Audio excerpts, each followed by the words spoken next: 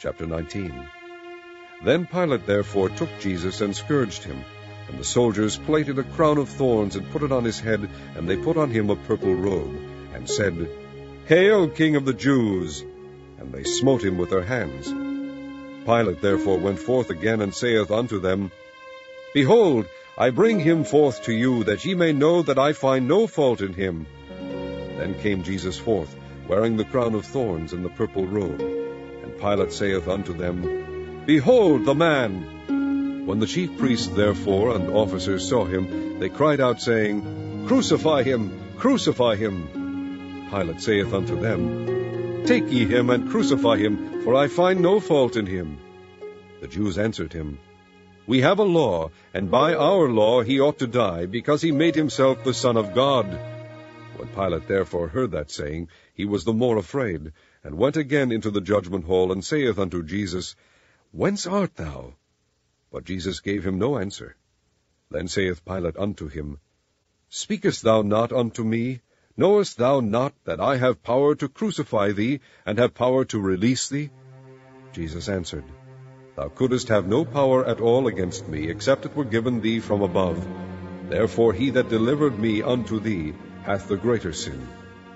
And from thenceforth Pilate sought to release him, but the Jews cried out, saying, If thou let this man go, thou art not Caesar's friend.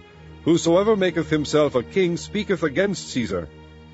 When Pilate therefore heard that saying, he brought Jesus forth, and sat down in the judgment seat, in a place that is called the Pavement, but in the Hebrew Gabbatha. And it was the preparation of the Passover, and about the 6th hour. And he saith unto the Jews, Behold your king!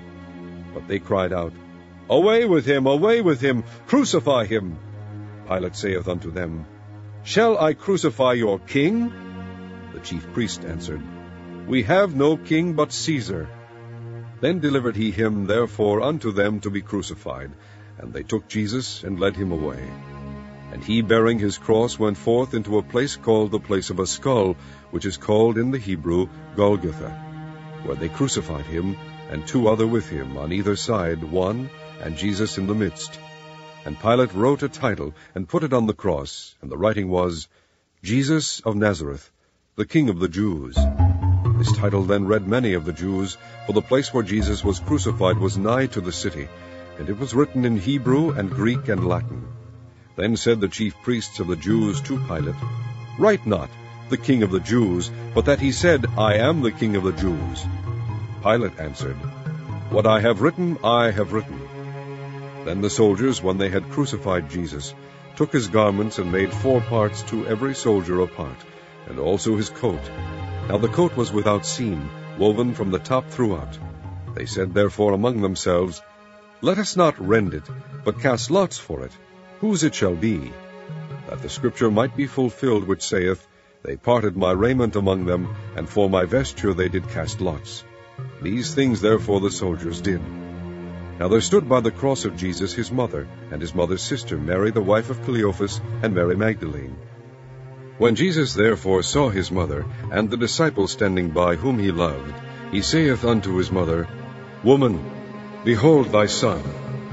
Then saith he to the disciple, Behold thy mother. And from that hour that disciple took her unto his own home.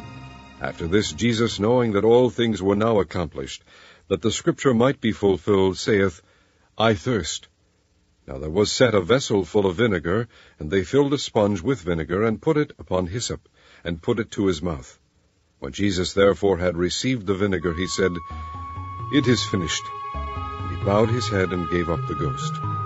The Jews therefore, because it was the preparation, that the body should not remain upon the cross on the Sabbath day, for that Sabbath day was an high day, besought Pilate that their legs might be broken, and that they might be taken away. Then came the soldiers, and brake the legs of the first, and of the other which was crucified with him. But when they came to Jesus, and saw that he was dead already, they brake not his legs. But one of the soldiers with a spear pierced his side, and forthwith came there out blood and water. And he that saw it bare record, and his record is true, and he knoweth that he saith true, that ye might believe. For these things were done, that the scripture should be fulfilled, A bone of him shall not be broken. And again another scripture saith, they shall look on him whom they pierced. And after this Joseph of Arimathea, being a disciple of Jesus, but secretly for fear of the Jews, besought Pilate that he might take away the body of Jesus. And Pilate gave him leave. He came therefore and took the body of Jesus. And there came also Nicodemus, which at the first came to Jesus by night, and brought a mixture of myrrh and aloes, about 100 pound weight.